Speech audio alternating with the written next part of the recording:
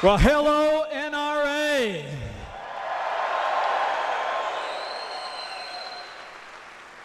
Thank you, Chris, for that kind introduction. Chris knows me well enough to know the introduction I prefer is a little bit shorter. I'm a Christian, a conservative, and a Republican in that order, and I'm a card-carrying member of the NRA.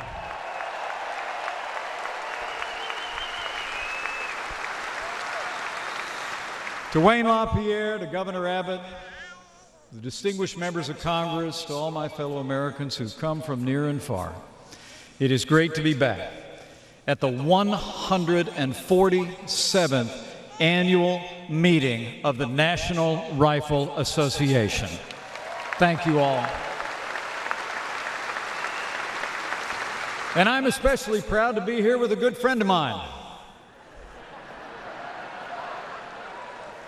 a great champion of our most cherished liberties, and a man I can tell you who can't wait to get out here, the 45th President of the United States of America, President Donald Trump.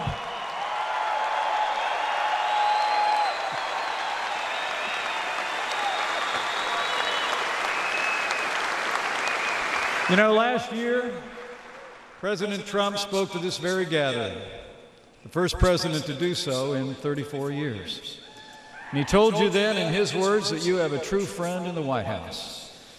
And I'm here today as his vice president to tell you that you have two friends in the White House.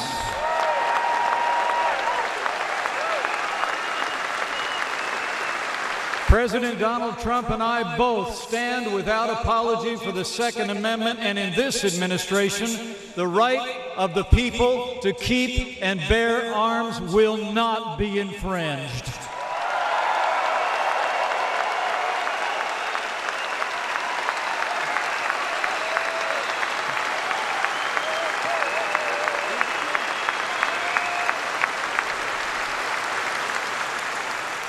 You know, that right is truly one of our first and most important freedoms.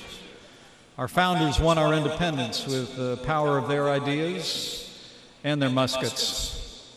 Our pioneers won the West and expanded the frontiers of freedom with their daring, their courage, and their Springfields, Winchesters, and Colts. From generation to generation, our forebears have fought our nation's wars and defended our way of life with the skills they learned on the rifle range, or in a dove field, or in a deer stand, or at the knee of a father or grandfather back home. And in our own day, there is no greater champion of America's tradition of responsible gun ownership than you, the men and women of the National Rifle Association.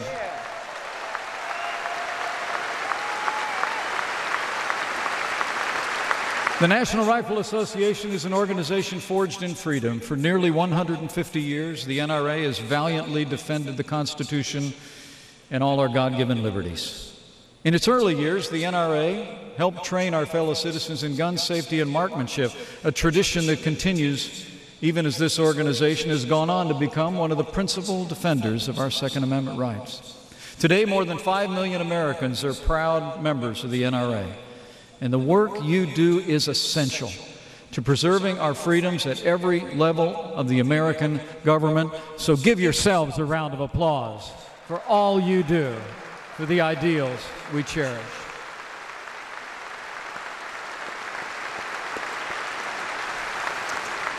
And President Trump and I came here today mostly just to say thanks.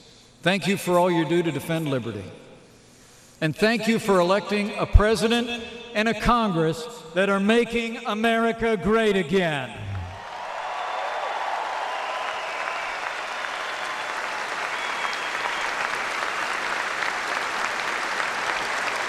Because of your support, on Election Day and every day since, you can only describe this administration one way. It's been 15 months of promises made and promises kept, and we're just getting started.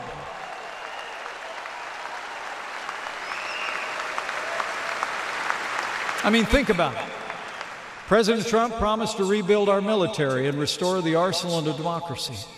And just over 1 month ago, President Trump signed into law the largest investment in our national defense since the days of Ronald Reagan.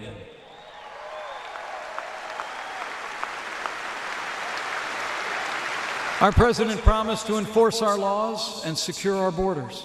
We've taken on sanctuary cities. We're fighting to end catch and release and close all the dangerous immigration loopholes in our laws. The president signed into law the biggest funding increase for border security in nearly a decade, and even ordered the National Guard to the southern border. Under this president's leadership, we've nearly doubled the arrests of vicious gang members in MS-13. And thanks to the leadership of President Trump, Congress approved funding for the first 100 miles of a border wall.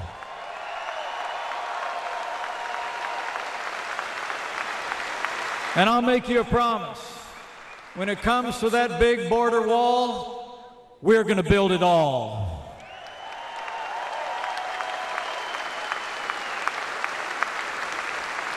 This president has also stood for all the God-given liberties enshrined in our Constitution.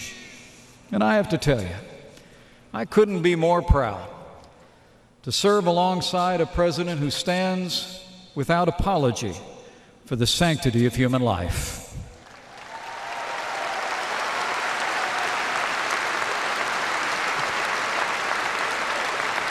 To protect all our unalienable rights, President Trump promised to appoint strong conservatives to the federal courts at every level. And we've been busy at it. We actually, in the last year, set a record for the most Court of Appeals judges confirmed in a single year in American history, and that doesn't even count Justice Neil Gorsuch on the Supreme Court of the United States.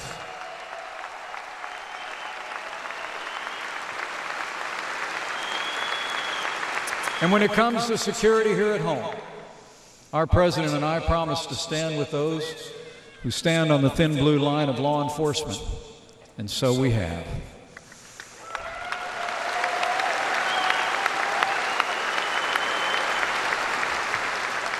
As we all know, the men and women of law enforcement risk their lives every day to serve and protect our families, our neighbors, and our communities. And that's why, under President Donald Trump's leadership, we've made new resources available to law enforcement at every level. And we will continue to give all the heroes of law enforcement the training, tools, and the respect that they deserve as they protect our families in communities across this nation.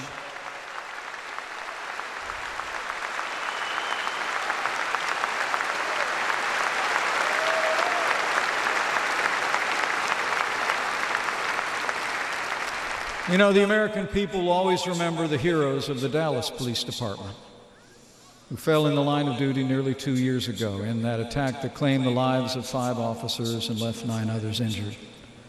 Sadly, just last week, another brutal attack of violence struck this city, leaving 1 Dallas police officer dead and injuring another officer and a security guard. I know I speak for everyone here when I say that we are praying for the family of Officer Rogelio Santander and for the swift recovery of Scott Painter and Officer Crystal Almeida. They are heroes, and they are on our hearts and in our prayers.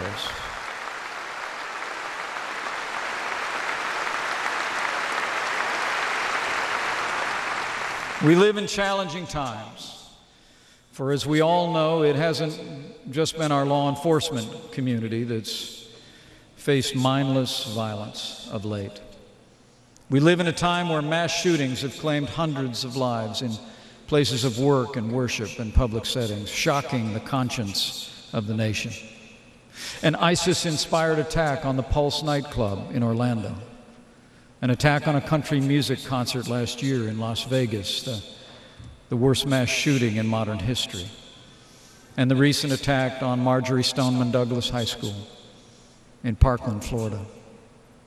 These and too many other acts of violence shattered families and left our nation searching for answers. We mourn with those who mourn and grieve with those who grieve.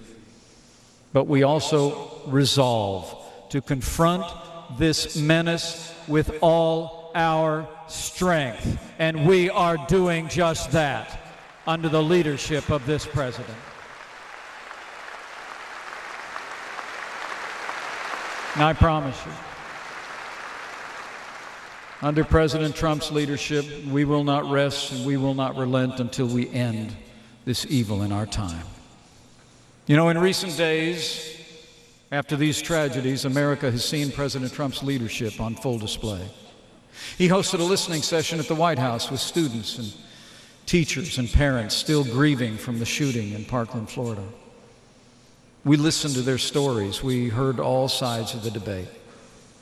I'll never forget it. As the president said in his words, it's not enough to simply take actions that make us feel like we're making a difference. We must actually make that difference. And so we have.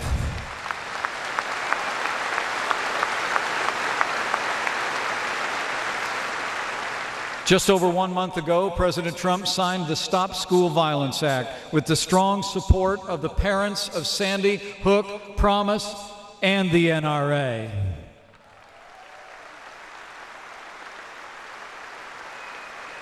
We're now providing more than $2 billion to help local governments ensure the security of their schools and the safety of our students. It represents the single largest investment in school safety in American history.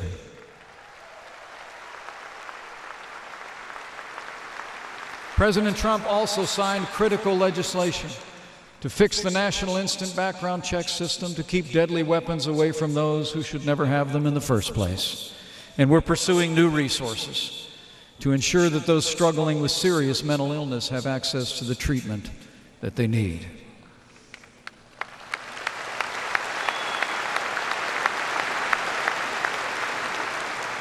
With the president's leadership, we've joined the NRA to call on states to give families and law enforcement the tools they need to stop mass shootings before they happen, because we know we can protect public safety and due process at the same time.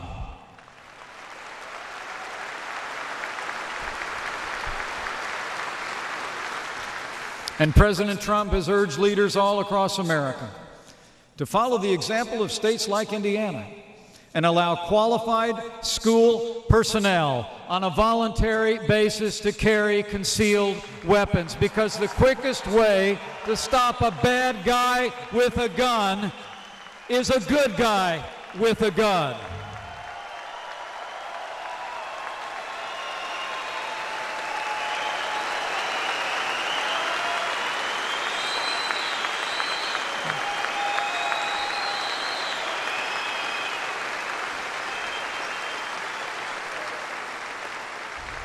Now, this is real leadership, men and women. These are real results that'll give law enforcement, families, and our schools new resources and tools to protect our students and ensure public safety. And I promise you, we will continue to bring American solutions to bear on this crisis. We will end this evil and protect our liberties at the same time. That's the American way.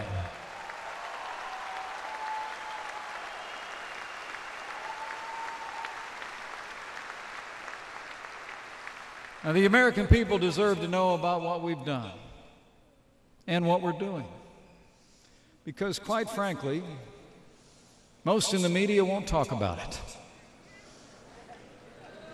And we all know why.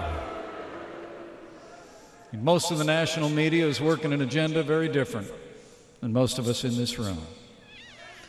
I mean, not only does the media too often ignore what our president is accomplishing, but they also won't tell the whole story about firearms in America. I mean, think about it. They focus on the tragedies and the heartbreak, and well, they should.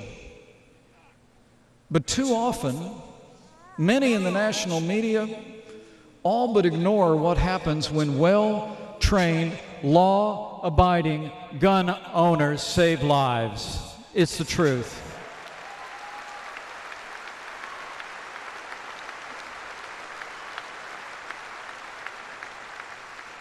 The reality is, throughout American history, it's been proven time and time again, Firearms in the hands of law-abiding citizens makes our communities more safe, not less.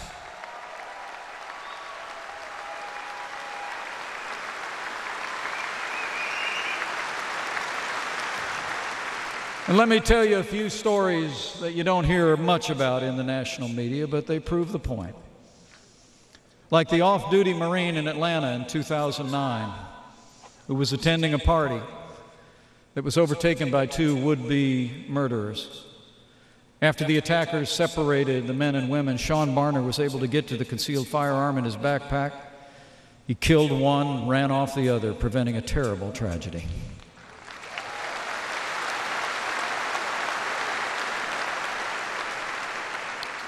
Or how about the passerby outside a Philadelphia barbershop in 2015? He heard gunfire inside, he rushed in, he shot the attacker in the chest, and the Philadelphia police captain said, quote, "He saved a lot of people in there," and he did.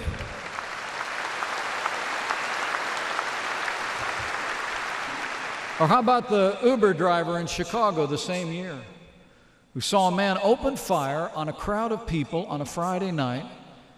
He pulled out his concealed weapon, he engaged the shooter, he hit the attacker multiple times and saved the lives of people on that street that he'd never even met.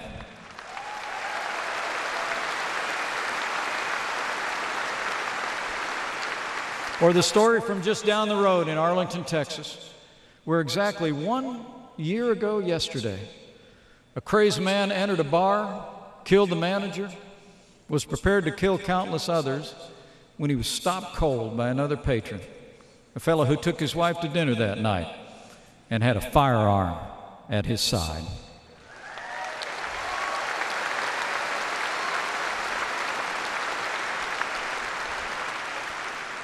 I mean, the truth is, these are the stories we don't hear much about, yet they're the stories that America most needs to hear. And so today I want to call on the national media. Start telling the whole story to the American people about firearms in this country.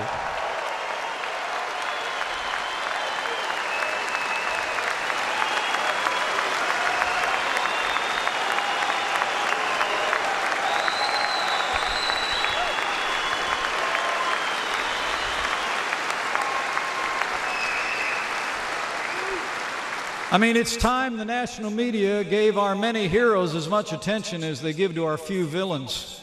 Because we should be a nation that recognizes the people who save lives much more than the people who take them.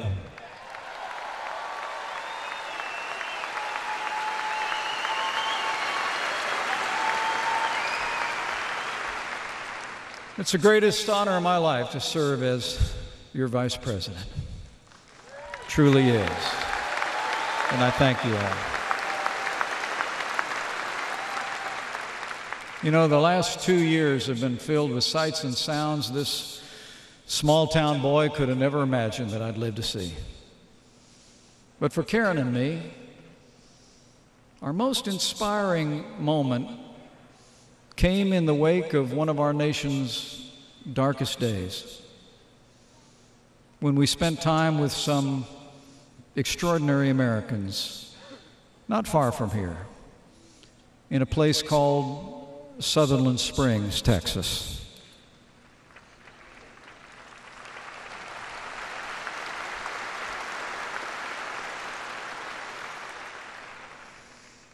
We all know the story.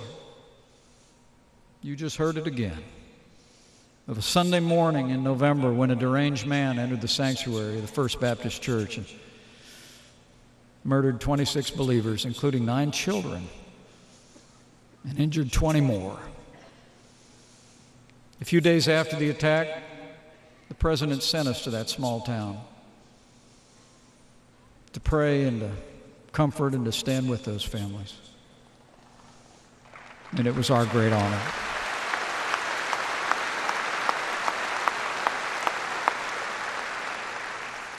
We grieved with those who grieved, and we prayed. But as the good book says, we did not grieve like those who have no hope, because the faith of those families and the heroes minted that day gave us hope.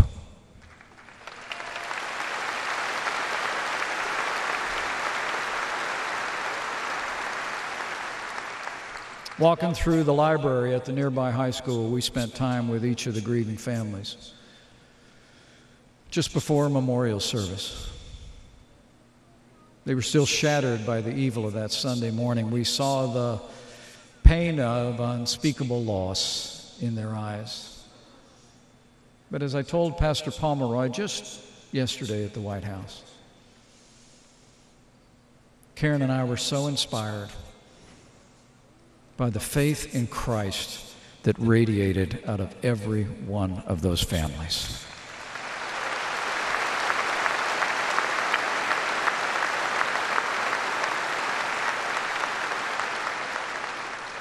But it wasn't just the faith of the families of the fallen. That day we also met for the first time the heroes of Sutherland Springs on a street corner just outside the church. As America would learn on that fateful morning, when one man heard the gunshots, he ran toward the danger, his firearm in hand. He shot the attacker twice, and with another man's help, they pursued that murderer in a high-speed chase. While the losses that day were indescribable, what was clear later is that it actually could have been worse. The murderer had ammunition and arms that would have claimed even more lives. But for the courage of an NRA instructor and the newest recipient of the Defender of Freedom Award, Stephen Williford. Stephen, it is an honor to share this stage with you today.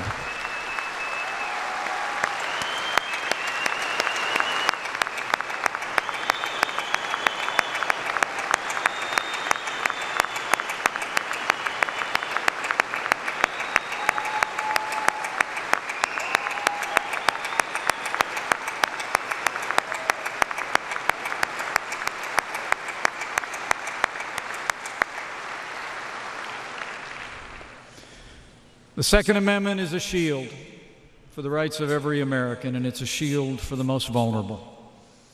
It's the great equalizer that gives every American the power to defend themselves and their families against any evil in our midst. And for the sake of our freedom, for the safety of our people, for the security of our nation, President Donald Trump and I will always stand for the right to keep and bear arms.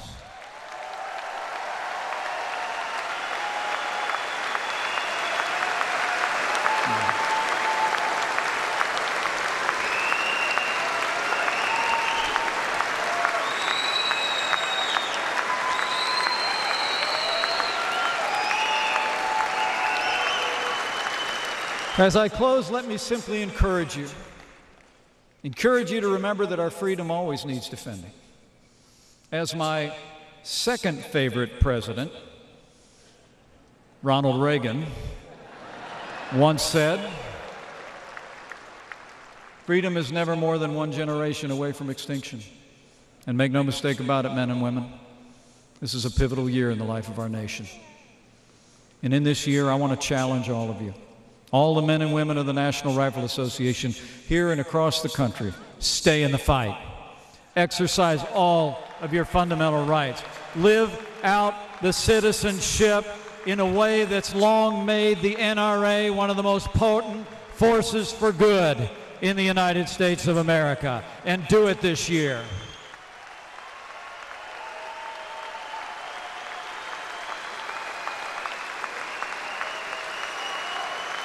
Carry freedom forward. Support men and women in public office who support our liberties. And talk to your coworkers and neighbors and friends and family at worship and at work. Talk to them about the progress that we've made together and all that we can do in the days ahead. Tell our story. Tell what President Trump has meant to this nation in restoring our strength at home and abroad. Remind them that we cut their taxes so they can keep more of what they earn. Remind them that we're restoring American strength at home and abroad to protect their families and our freedom. Remind them that we're standing with law enforcement and all the God-given liberties enshrined in the Constitution. Just go out there and tell them. Tell them we got the government working for them, not the other way around. Go tell them that the forgotten men and women of America are forgotten no more. You just go tell them, and tell them this year.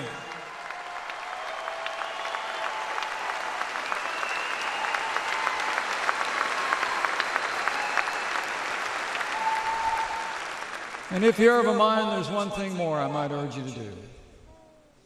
In this time of too much division in these United States, too much anger, and even violence, I want to encourage you, if you're so inclined, to bow the head and bend the knee in the days ahead and pray for America.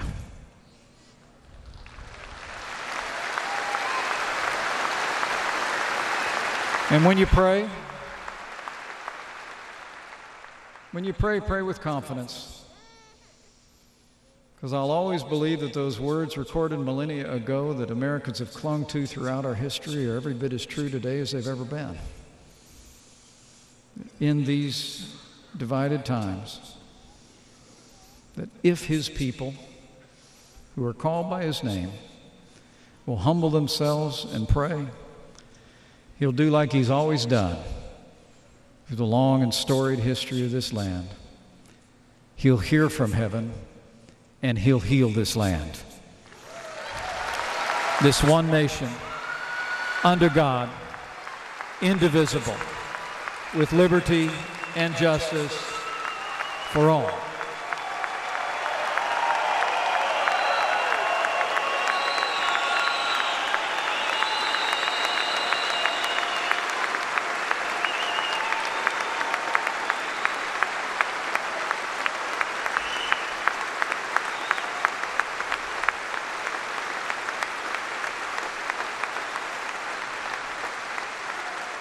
Well, I need to get out of your way because your next speaker is about ready to come out.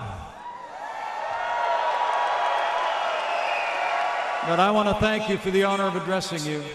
I leave here with renewed confidence, with the support of all the freedom-loving Americans gathered here and looking on across the country, with continued conservative leadership in the Congress of the United States, with President Donald Trump in the White House, and with God's help.